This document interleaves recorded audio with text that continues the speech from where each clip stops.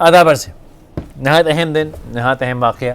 Saudi अरब का interest Pakistan में एक बार फिर उसी लेवल पे जो कभी 70s में होता था, लेकिन नौयत फ़र्क है।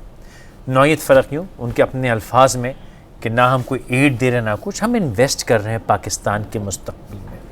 पाकिस्तान वही पाकिस्तान जो हमेशा से था, कोई नया पाकिस्तान तो नहीं है।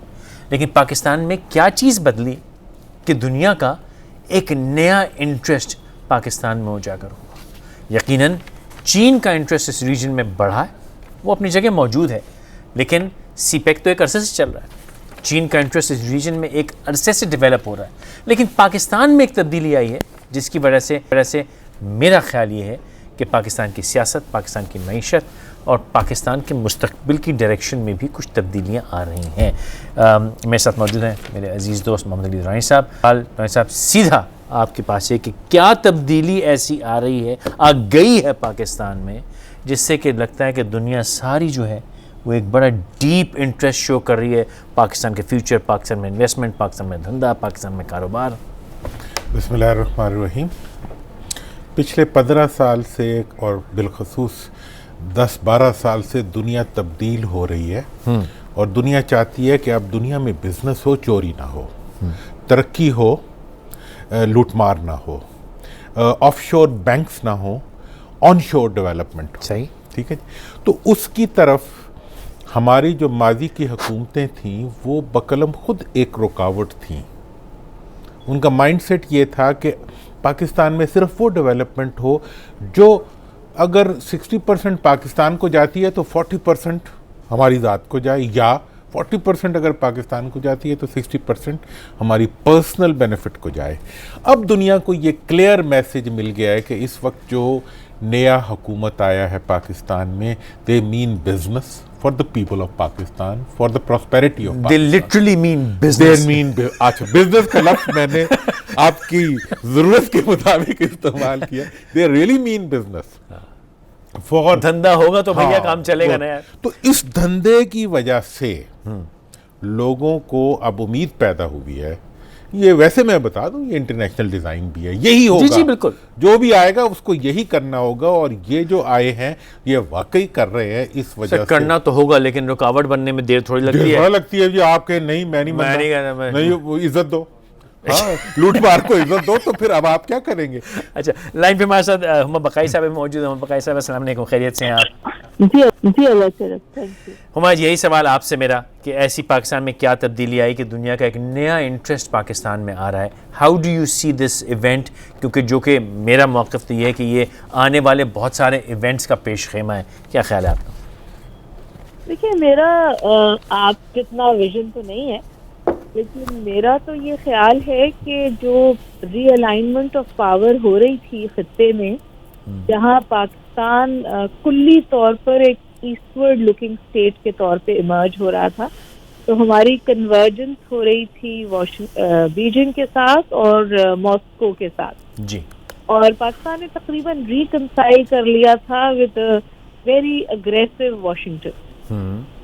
और उस अग्रेसिव वाशिंगटन को वो कन्फ्रंट नहीं करता था, लेकिन उसने अपने आप को डिस्टेंस जरूर किया था।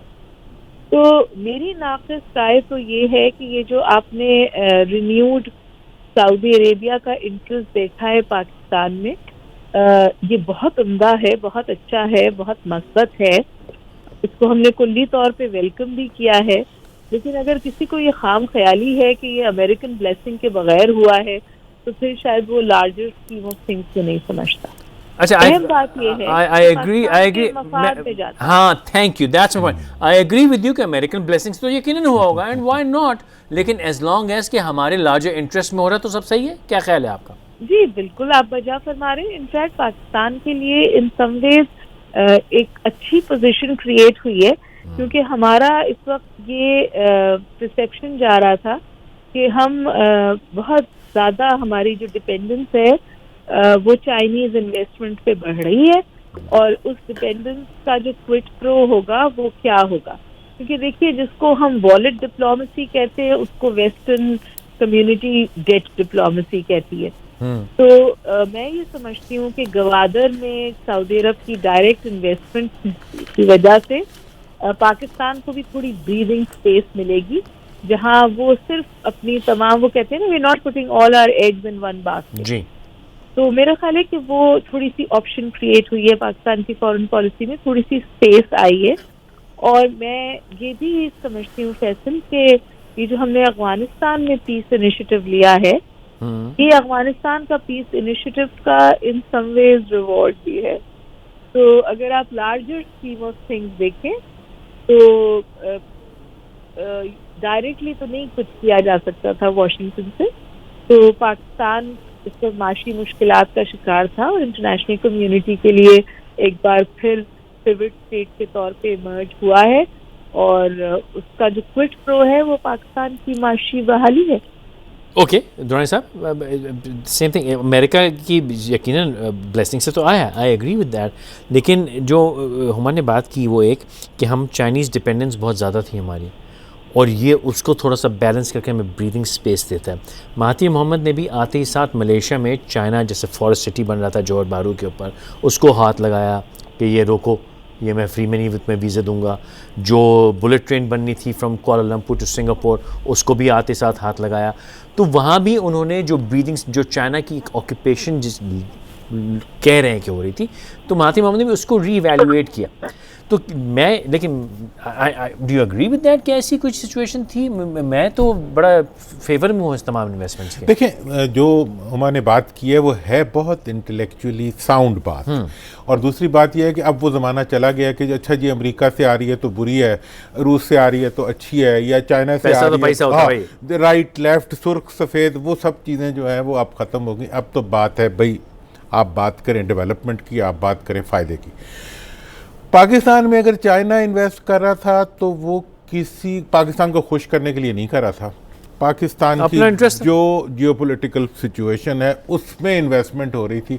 अगर अमेरिका भी आज आया है तो वो चाइना को डराने के लिए, चाइना को भगाने के लिए नहीं आया। उसने कहा मेरा भी इंटरेस्ट होना चाहिए, तो हम वेलकम करते हैं जो भी, जिसको हमारी जो लोकेशन है वो जिसका इंटरेस्ट सर्व करती हो, हम तैयार हैं, बशर्ते कि हमारा इंटरेस्ट उसमें से निकल रहा हो, हमारी तरक्की हो रही हो, हमारी खुशहाली हो रही हो, और हमारा फ्यूचर जो है, हमारी अगली जनरेशन्स का फ्यूचर जो है वो प्रोटेक्ट हो रहा हो। तो इसलिए इस दुनिया के अंदर मैं समझता हूँ कि अब पाकिस्तान का दानिश्वर, पाकिस्तान के सोच रखने वाले लोग जो हैं वो जज्बात से निकल के हकीकत की दुनिया के करीब आके हकीकी पॉलिसीज़ बनाने की तरफ बढ़ रहे हैं। अच्छा, आपने फरमाया कि होना यही था, कोई भी होता। मैं उस पर थोड़ा सा मैं कहूँ कुछ रोज़ पहले, मेरे ख्याल से कुछ 2 हफ्ते हो गए, मैंने एक बड़ी तसल्ली से एक शो किया था ये समझाने के लिए कि सीपैक असल में चीज़ क्या है, और पाकिस्तान की जो ख़ुसूसी तौर पर गवादर और कराची, वो जो पूरा एरिया है, उसकी एक बड़ी ज़बरदस्त जियोग्राफिक इम्पोर्टेंस है।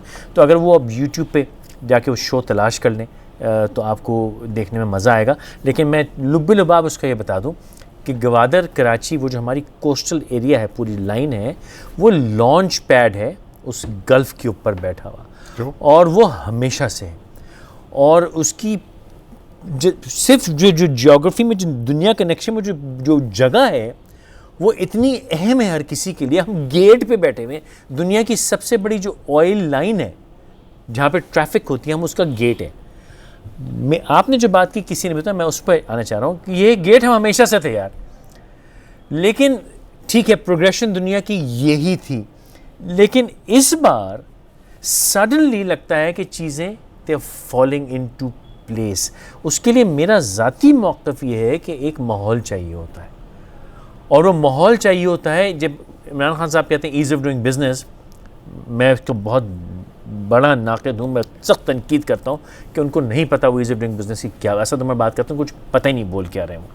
लेकिन ईज़ ऑफ डूइंग बिजनेस का एक फैक्टर ये भी होता है कि यार क्या मैं इस माहौल में काम करना चाहता हूँ। वो माहौल मेरा ख्याल है ज़रूर बन रहा है। इसका जवाब दीजिए, लेकिन मैं वेलकम कर दूँ मुअज़्ज़म इस्लाम साहब से हमारे साथ लाइन पे आ गए। सर मेरे सवाल, देखिए जी, मैं इस सवाल के से इत्तफाक करने से ज़्यादा इसका कोई अच्छा जवाब नहीं दे सकता, क्योंकि ये हकीकत है कि आप अगर कितनी भी अच्छी जगह पर आपकी दुकान क्यों ना हो, माल रोड के रीगल चौक के ऊपर आपकी दुकान है और अंदर माल जो है वो अवेलेबल नहीं है, तो आपको कस्टमर वेरी वेल सेड। तो आपने अब जो पाकिस्तान की अंदर आने वालों को स्पेस देना और ऐसा माहौल पैदा करना कि वो आके पैसे लगाएं तो पैसे बनाने की भी उम्मीद कर सकें, उनके पैसे ट्रांसपेरेंटली लगें, उन्हें एक सिस्टम गवर्न कर रहा हो, उनको ये उम्मीद हो कि आइंदा भी हमारे ग्रीवियंसेस भी हैं, कोई सिस्टम एड्रेस करेगा ना कि रोकड़ा एड्रेस करेगा। तो इस लिहाज से अगर आप एक सिस्टम डेवलप कर देते हैं जिसमें रिटर्न की उम्मीद हो और इन्वेस्टमेंट की प्रोटेक्शन हो, और उसमें वो जो है क्या कहते हैं उसको, लाइन लॉसेस का खदशा ना हो, कम से कम हो। लाइन लॉस मतलब चोरी का खतरा जो है, line loss is nothing, is चोरी। वैसे लाइन लॉस से मेरा मतलब है कि मैं 100 रुपए लगाए, हाँ, उसमें से 80 साइड में निकल गए। हमने चोरी को लाइन लॉस का नाम दे दिया जी, तो हाँ, मतलब और उसको ईज तो 100 में से 100 का धंधा करूं या चलो 90 का करूं, 90 का कर लो, ये ना हो कि 100 में से 40 तो लाइन लॉस में चले गए, लाइन लॉस 60 का धंधा हो रहा है, कहीं और प्रॉपर्टी बन गई तो बाकी जो है तो वो फिर तो लाइन लॉसेस कम हो गए। मुजम्मिल साहब, कैसे देखते हैं आप इस तमाम वाकयात को? कल आपसे गुफ्तगू नहीं हो सकी, हालांकि बड़ा अहम था आपकी बातें सुनना, तो आज मैंने ख़ुसूसी दरख्वास्त की कि आप हमारे साथ हों। कैसे देख रहे हैं इस सारे वाकयात को? सर ज़रा नवाजी, मेरे सामने अभी एक आर्टिकल आया है। हाँ, मैं सिर्फ 2 लाइनों में वो आर्टिकल बताना चाहूँगा।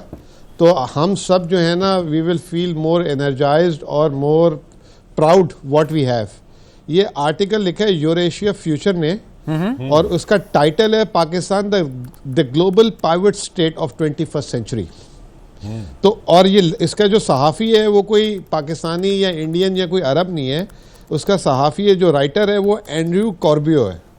और वो ये लिखते हैं सर पाकिस्तान के बारे में, Pakistan promising economic potential, international connectivity capabilities and unparalleled geo strategic location combined with its world-class military and proven diplomatic fineries over the decades to turn the South Asian country into the global private state of 21st century. This is the article just जी मैं देख रहा हूँ, मैंने खोला, मैं देख रहा हूँ, मेरे सामने आ गया जी। इंटरेस्टिंग आर्टिकल है जी। well तो said. ये टाइटल है और दुनिया ये बात कर रही है हमारे मुल्क के बारे में इस वक्त। अच्छा, हम जी तो आप इससे हमारी जो रोज बात होती थी, इकोनॉमी, रिलीफ, पैसा, धंधा, उस पे भी कमेंट कीजिएगा। देखिए, बात ये है कि सबसे पहली बात ये है कि दुनिया चेंज हो रही है, इस तरह इकोनॉमिक्स भी चेंज हो रही है। जो इकोनॉमिक्स की पहले दकियानूसी बातें होती थी कि आपको अगर बैलेंस ऑफ पेमेंट क्राइसिस है तो IMF होगा तो आपकी दुकान चलेगी, और IMF नहीं होगा तो आप बंद हो जाएंगे, आप डिफ़ॉल्ट हो जाएंगे। पिछले 6 महीने में अजीब सी चीज़ें होना शुरू हो गई। पहले पाकिस्तान एकदम फाइनेंशियल क्राइसिस की तरफ गया, एकदम पाकिस्तान को पैसे मिलना शुरू हुए सऊदी अरब, UAE से। फिर उसके बाद ओवरनाइट जो है हमने देखा कि लोग कहते थे IMF में चले जाओ वरना फॉरेन, ये तो आप भीख के पैसे ले आए हैं, आप कितने अरसे इस भीख के पैसे को चलाएंगे, कोई इन्वेस्टमेंट्स नहीं करेगा आपकी कंट्री में, आप IMF पे चले जाएं। अब हम IMF पे जो है हमारी लीडरशिप जो है वो उस पर जो अड़ गई कि भाई जाएंगे तो अपने टर्म्स एंड कंडीशन में जाएंगे, इस दफ़ा IMF के आगे झुकेंगे नहीं। तो उस पर अभी फैसला हो ही रहा था। हमने अभी तक IMF में जाने ना जाने का फैसला नहीं किया, लेकिन हमें जो फॉरेन डायरेक्ट इन्वेस्टमेंट्स के जो वाइब्स आना शुरू हुए, वो कल उसकी पहली मिसाल हुई कि क्राउन प्रिंस मोहम्मद बिन सलमान उतरे इधर, उन्होंने $20 अरब फेज़ 1 बोला है अभी, यानी कि उनके आगे के इरादे हैं। रशिया ने $10 अरब की पाइपलाइन साइन कर दी है, ठीक है। पेप्सी आना चाह रहा है, कोक आना चाह रहा है। अभी किसी ने नहीं बोला कि आप IMF के साथ पहले मामला तय कर लें और फिर हम सोचेंगे। तो दुनिया जो है चेंज हो रही है, और पाकिस्तान की अहमियत और वो सारा का सारा क्रेडिट एक चीज़ को जाता है मेरे ख्याल से। एक तो हमने जो है अफगानिस्तान की सिचुएशन को डिफ्यूज़ किया, और दूसरी तरफ जो क्रेडिट इस तरह जाता है कि हमने अपने मुल्क में इंटरनल सिक्योरिटी को इंश्योर किया। वो जो इंटरनल सिक्योरिटी थी वो हमें जो है, हमारा जो एक पीस डिविडेंड है वो हमें फॉरेन डायरेक्ट इन्वेस्टमेंट की शक्ल में आएगा। और दूसरी बात ये है कि फैसल जी आप ये देख, नहीं बोले दूसरी बात ये है कि पिछले 10 सालों में हमें क्या हुआ, जो हमारे साथ जुल्म हुआ, हमारे मुल्क में सनत नहीं लगी। जब सनत नहीं लगी तो पॉपुलेशन भी बढ़ रही थी, मुल्क भी ग्रो कर रहा था, तो हमने सारा का सारा कुछ इंपोर्ट किया। वो इंपोर्ट करने से आज जो हम जिस माशी बदहाली की जगह पे बैठे हुए हैं वो सारा का सारा तिजारती खसारा है। तो अब क्योंकि जितनी भी 10 साल के बाद फर्स्ट टाइम आउटसाइड सीपैक इतनी बड़ी इन्वेस्टमेंट्स आ रही हैं, तो पाकिस्तान में बाकायदा सनत लगेगी। अब वो सवाल है उसमें कि वो सनत से रोजगार बराह रास्त मिलेगा कि नहीं मिलेगा। मेरा अपना ख्याल है कि जो सऊदी सनत है ओके मैं जी एक वक्फा लेना है, लेकिन मुज़म्मिल ने दो बड़ी इंटरेस्टिंग बातें की। उन्होंने कहा कि जो हुमा ने भी कही थोड़ी देर पहले कि एक तो ये कि जी हमने जो अफगान सिचुएशन डिफ्यूज़ की है उसका डिविडेंड, दूसरा ने इंटरनल सिक्योरिटी की बात की। वक्फा लेने वापस आके मैं इंटरनल सिक्योरिटी की बात करना चाहूँगा, क्योंकि इंटरनल सिक्योरिटी बहुत से लोग शायद ना समझते हों या ना जानते हों। इंटरनल सिक्योरिटी पाकिस्तान में कोई इंटरनल सिक्योरिटी का इशू नहीं था। हमारी इंटरनल सिक्योरिटी के जो इशू थे वो भी एक्सटर्नल दुश्मनों की वजह से थे, और एक्सटर्नल हमारा जो एक दुश्मन है वो भी कल से बहुत परेशान है, अजीब अजीब बातें कर रहे हैं, धमकियां दे रहे हैं, उस पर ही बात करेंगे। छोटा सा वक्फा ले लीजिए।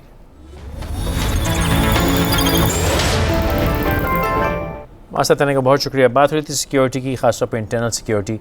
मेरा मौक़िफ़ ये है कि इंटरनल सिक्योरिटी, फिर मैं आज पता नहीं मैं क्यों बार बार रेफ़र कर रहा हूँ, आज से कोई 3 हफ्ते पुराना मेरा एक शो है कराची पे कि कराची के साथ क्या हुआ। उसने बड़ी तसल्ली से समझाया था कि कराची को एक्सटर्नल फोर्सेस ने कैसे बर्बाद किया।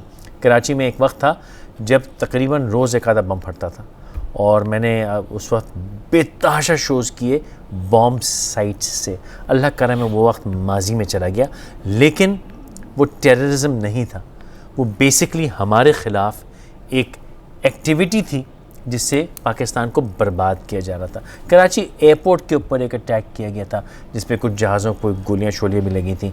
वो सारे वो इवेंट्स हैं जिससे हमारे दुश्मन मुल्कों ने पाकिस्तान को बिल्कुल गिरा देने के लिए ये सारे इवेंट्स किए। अब अल्लाह का शुक्र है वो मामलात कदरे बहुत बेहतर हैं। दुरानी साहब, आप कुछ बात कर रहे थे कि ये जो हमने एक इंटरनल जंग लड़ी है, और जिन लोगों ने ये जंग लड़ी है उस पर हमने बड़ी तनकीद की है। देखें, ये तो अब वो दिल के फफोले जल उठे सीने के दाग से। मतलब ये हमने आप 1988 से शुरू हो जाए आज तक हमने हमेशा अपनी इस्टेब्लिशमेंट को, अपनी फोर्सेस को, अपनी एजेंसीज को कितना ब्लेम किया है। दुनिया ने कितना ब्लेम किया है। रोग आर्मी के इश्तिहार हमारे बारे में किसने दिलवाए, क्या नहीं कहा गया।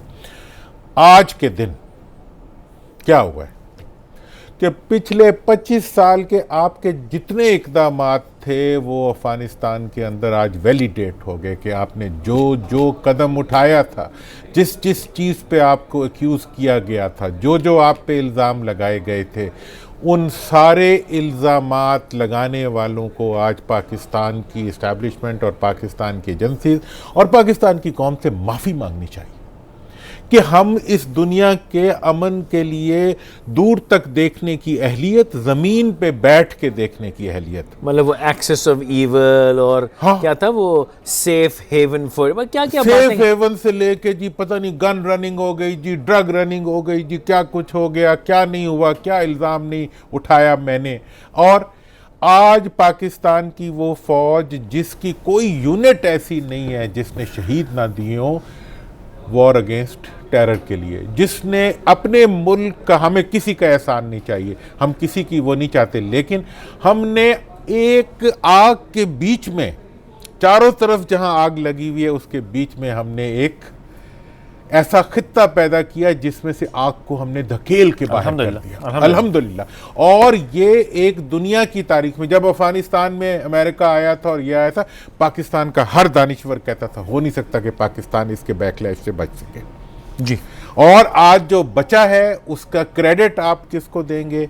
आपको देना पड़ेगा अपनी एस्टैब्लिशमेंट को, आपको देना पड़ेगा अपनी फौज को, आपको देना पड़ेगा अपनी कौम को कि उन्होंने कुर्बानियां देकर, सीने पे गोली सहकर अपने मुल्क को अमन का गहवारा बनाया। और आज दुनिया को अमन देने के लिए कौन मिला? रोग आर्मी मिली। कौन मिला?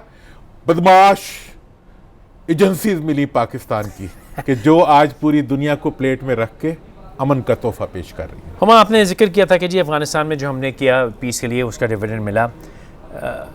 हुमा साहब नहीं, अच्छा मुज़म्मिल साहब, मैं वापस इकॉनमी की तरफ आना चाहूँगा कि ये जो सऊदी अरब की तरफ से इन्वेस्टमेंट्स के MOUs हैं, इंशाल्लाह मटेरियलाइज़ होगा बहुत कुछ। आपको लगता है कि अब ये दरवाज़ा खुल गया है बहुत से और लोगों के इसमें दाखिल होने के लिए? देखिए बिल्कुल खुल गया है। पहले तो सबसे पहली तो गलत फहमी इस सऊदी इन्वेस्टमेंट से वो ख़त्म हो गई कि सीपैक आने से चाइना पाकिस्तान की माशी जिसे कहते हैं ना कि माशी तौर पे पाकिस्तान पे कब्ज़ा कर लेगा। तो हमने ये देखा कि कल सऊदी अरब आई, उसकी सबसे बड़ी इन्वेस्टमेंट सीपैक के महवर सेंटर गवादर में कर रही है वो, और चाइना ने उसको वेलकम किया। और मैं पहले से बात कहता था कि लोगों को समझ नहीं आ रही, चाइना की जो राहदारी है वो 6 हिस्सों पे मुहित है, उसमें जो सबसे अहम हिस्सा है वो पाकिस्तान है, और वो जो 6 हिस्सों पे मुहित है वो 150 मुल्क दुनिया के उस राहदारी में लेकर आना चाहता है। तो जब वो राहदारी में 150 मुल्क को कवर करेगा तो वो दूसरे मुल्कों को इस राहदारी में आने से रोकेगा क्यों? उसके तो मफाद में है कि वो जो है ज़्यादा से ज़्यादा मुल्क उसके राहदारी में आए। वो सिल्क रूट जो 300 साल 200 साल पहले जो दुनिया का वाहिद जो जिसे कहते हैं ट्रेड रूट था, वो उसकी जो बुनियादों पे, उसकी जो है नक्शे पे चल रहा है। तो एक बात तो ये क्लियर हुई। तो अब इसके बाद आपने वक्तन फ़वक्तन सुना होगा कि कभी यूके वाले कह रहे थे, कभी यूएस वाले कह रहे थे, कभी ईरान कह रहा था, कभी रशिया कह रहा था कि हम भी सीपैक का पार्ट बनना चाहते हैं, और वो सब ने पाकिस्तान से इसकी ख्वाहिश जाहिर की थी, और पाकिस्तान हमेशा सबको कह रहा था कि ज़रूर आएँ। अब आप देखें कि इसकी कड़ी मिला लें कि कल एयर फ्रांस ने भी कह दिया हम पाकिस्तान में ऑपरेशन ऑन कर रहे हैं, लुफ्थांसा एयरलाइन ऑलरेडी अनाउंस कर चुकी हुई है, ब्रिटिश एयरवेज ऑलरेडी अनाउंस कर चुकी हुई है। पाकिस्तान ने, जैसे चाइना 150 मुल्कों के साथ तिजारत करना चाहता है, पाकिस्तान ने 150 मुल्कों के साथ वीज़ा सर्विस खोल दी है, जिसमें से 60 लोग 60 मुल्क डायरेक्ट ऑनलाइन वीज़ा अप्लाई कर सकते हैं ऑन अराइवल। उमर साहब, मैं आपकी तरफ चाहूँगा, ये जो वाक़या हुआ है इससे आपको क्या लगता है कि हमारी इंटरनेशनल रिलेशंस पे, हमारी इंटरनेशनल जो परसेप्शन थी उस पर क्या इम्पैक्ट आया? आप इंडिया में जो वाक़या हुआ है? नहीं, हमारा जो सऊदी अरब वाला जो इवेंट है, इंडिया पे तो वक्फे पे जाएंगे, उसके बाद इंडिया की तसल्ली से बात करते हैं। ये जो सऊदी अरब का पाकिस्तान की इमेज बिल्डिंग हुई है, ऑप्टिक्स बहुत अच्छे हैं, लेकिन और बहुत हाई भी है और हाई लेवल्स ऑफ रेटरिक भी है, लेकिन पाकिस्तान का यही मसला है कि जब हम तारीफ करने पे आते हैं तो हर हद से गुजर जाते हैं, बुराई करने पे आते हैं तो भी हर हद से गुजर जाते हैं। मेरे ख्याल है कि कॉशन एक्सरसाइज करने की जरूरत है। इंटरनेशनल रिलेशंस में कोई फ्री लंचेस नहीं होते, और ये भी फ्री लंच चाहिए, और इसके बहुत सारे क्विक प्रोज हैं, और वो मैं आपके गोश गुजार भी करती हूँ। पहला क्विक प्रो तो है कि मेरा ख्याल है कि जो हम एक बैलेंसिंग एक्ट कर रहे थे बिटवीन तेहरान एंड रियाद, वहाँ हम एक बार फिर डेफिनेटली रियाद इंफलेशन बहुत हाई नजर आ रहा है, और बिलखुसूस जो उनके फॉरेन मिनिस्टर की प्रेस कॉन्फ्रेंस हुई जिसमें बिल्कुल स्टोन फेस पे शाह महमूद कुरैशी साहब, और फिर उन्होंने थोड़े से डैमेज कंट्रोल की भी कोशिश की, लेकिन वो आपको नजर आया कि वहाँ हमारा रिलेशनशिप शायद थोड़ी सी कॉम्प्रोमाइज हुई है। और टाइमिंग भी आप देखिए कि ये ईरान इस वक्त हम पर एक भी गेम खेल रहा है। दूसरी यह बात ये कि मैं समझती हूँ कि पाकिस्तान ने एक रिस्ट्रेंट का मुजाहरा किया था सऊदी अरब के साथ, जहाँ उसने जो अस्करी कोऑपरेशन थी वहाँ पर कुछ तहफ़्फ़ुज़ात का इजहार किया था। मेरा ज़ाती ख्याल यह है कि अब पाकिस्तान की जो अस्करी प्रेजेंस है या जो अस्करी किरदार है सऊदी अरेबिया में बिलखुसूस या मिडल ईस्ट में वो बढ़ेगा। इसकी पॉजिटिव रिपरकशंस भी हो सकती है और इसकी नेगेटिव रिपरकशंस भी हो सकती है। तो ये जो इन्वेस्टमेंट आ रही है ये अहम है, अच्छी है, हमारी ज़रूरत है, लेकिन इसके साथ साथ बहुत सारी कॉशन की भी ज़रूरत है। Okay, thank you. एक वक्फा लेते हैं। उन्होंने बिल्कुल सही कहा कि इसके लिए कॉशन की ज़रूरत है, लेकिन कॉशन के साथ साथ मैं ये भी मेरी ख्वाहिश ये भी होगी, और मैं चाहूँगा दुरानी साहब से कमेंट करें, बल्कि सभी कि कॉशन के साथ साथ हमें इस हमारी सिचुएशन को, जो नई डेवलपिंग एक एनवायरनमेंट है, हमें उसको इनकैश भी करना है, हमें मैक्सिमम इससे फ़ायदा भी उठाना है। सिर्फ ये नहीं कि ये मुल्क आएँ अपना फ़ायदा करें, बल्कि ट्रिकल डाउन पूरी कौम को, इस 22 करोड़ के मुल्क को, 22 करोड़ को इसका फ़ायदा मिलना चाहिए है। एक छोटा सा वक्फा लीजिएगा।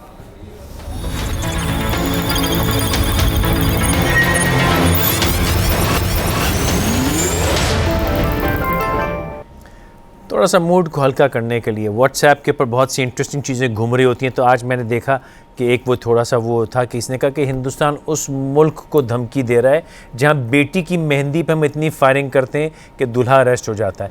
तो ये हमें हिंदुस्तान जो सिर्फ फजूल की धमकियाँ देता है, उसके बारे में क्या करेंगे दुरानी साहब? और बड़े खुश भी होते हैं कि हमने धमकी दे दी। असल में हिंदुस्तान की लीडरशिप जो है वो सिर्फ पाकिस्तान को धमकी नहीं दे रही, वो पूरे हिंदुस्तान को भी धमकी दे रही है, बल्कि वो पूरी दुनिया को धमकी दे रही है कि आज 2018 में वो इंडिया के अंदर एक शिद्दत पसंद, हाँ जी, और एक बुनियाद परस्त हुकूमत कायम करेंगे।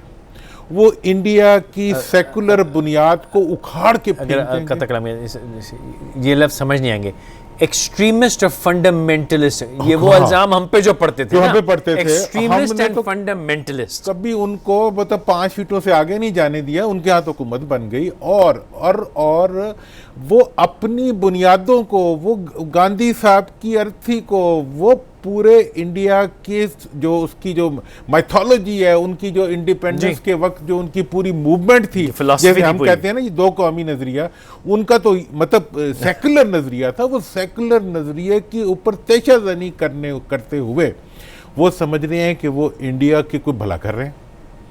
और मैं तो ये समझता हूँ कि इंडिया के लिए ये लीडरशिप जो आई है, ये कोई अल्लाह ताला का भेजा हुआ अजाब है खुद इंडिया के ऊपर। हुमा क्या फरमाएगी हिंदुस्तान जो धमकियां देता है पाकिस्तान को?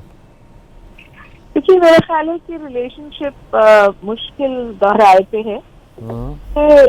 अभी तो आप इससे पहले बहुत सारी बातें कर रहे थे ना, पाकिस्तान सिविक स्टेट है वगैरह वगैरह। इस सिविक स्टेट में एक अहम बात जो है वो ये भी है कि पाकिस्तान के फंक्शनल रिलेशनशिप होनी चाहिए अपने तमाम नेबर्स के साथ, बिल्कुल इंडिया। चाइना की भी ये ख्वाहिश है कि इवेंचुअली इंडिया जो है वो इस कनेक्टिविटी पैराडाइम का हिस्सा बने। तो इस वक्त आप समझिए कि हमारे यहाँ 2 क्लैशिंग मोड्स जो हैं वो चल रहे हैं। हम जियो पॉलिटिक्स पे भी चल रहे हैं, बिलखुसूस जब हमारे ताल्लुकात इंडिया के साथ होते हैं, और ओवरऑल खित्ते में हम जियो इकोनॉमिक्स चलाना चाह रहे हैं दुनिया के साथ। तो ये चैलेंज जो है रिलेशनशिप का, जो इंडिया डायलॉग टेबल पे नहीं आता, स्टोन वॉल करता है, ये चैलेंज पाकिस्तान के लिए। बट हैविंग सेड दिस, आज एक नई डेवलपमेंट हुई है, आपने ये देखा है कि जो उनकी संघ परिवार है या जो उनकी बिल्कुल बुनियाद पर जमात है हिंदू और हिंदुत्व को लेके, उसका और बीजेपी का इलेक्शन के लिए इल्हाक हो गया है।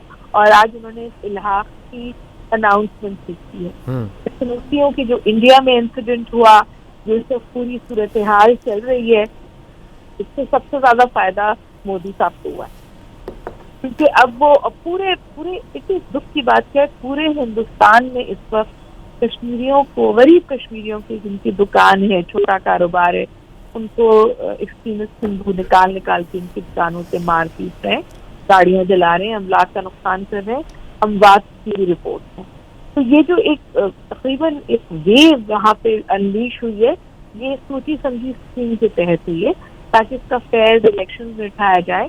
और मेरी ये जाती ख्याल है, और मैं चाहती हूँ कि दरअसल मैं गलत साबित हूँ, लेकिन मुझे लगता है कि मोदी इलेक्शन भी जीतेंगे।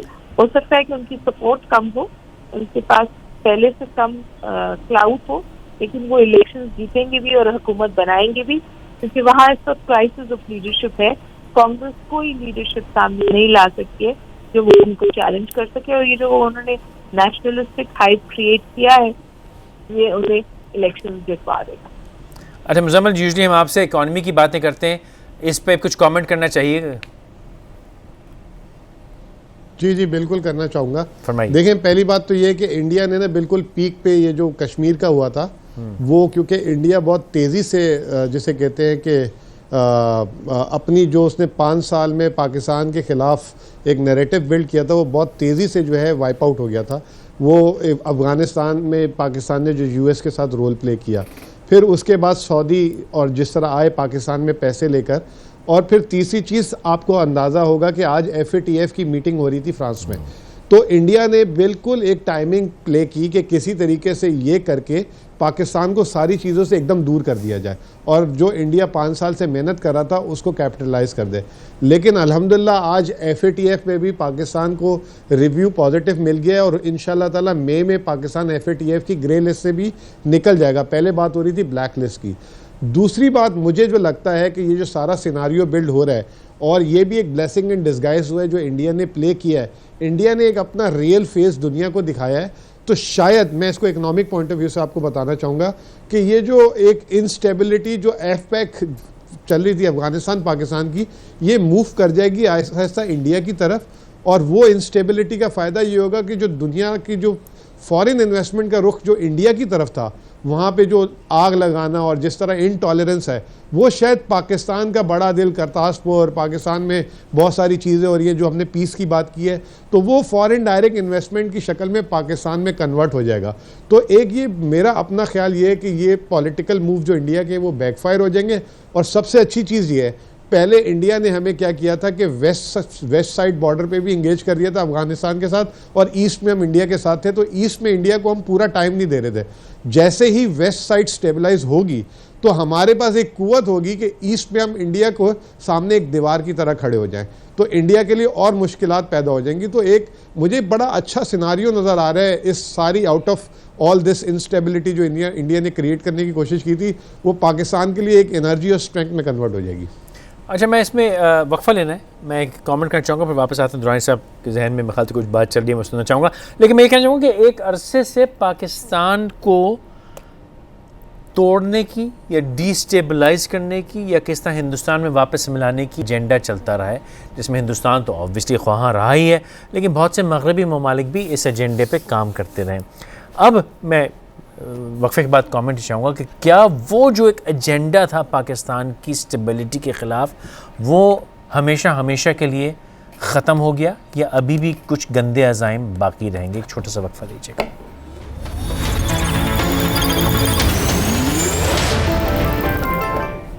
मास्ताना के बहुत शुक्रिया दुरानी साहब। वक्त ख़त्म हो गया अनफॉर्चुनेटली, लेकिन मैं आपके क्लोजिंग कमेंट चाहूँगा। मैं इस बात पे भी आपके कमेंट चाहूँगा कि हमने ये जो सारी इन्वेस्टमेंट्स पाकिस्तान में आ रही हैं, क्या हम सही एडवांटेज ले रहे हैं या नहीं? फजल, मेरा तो इस पे बड़ा गिला है।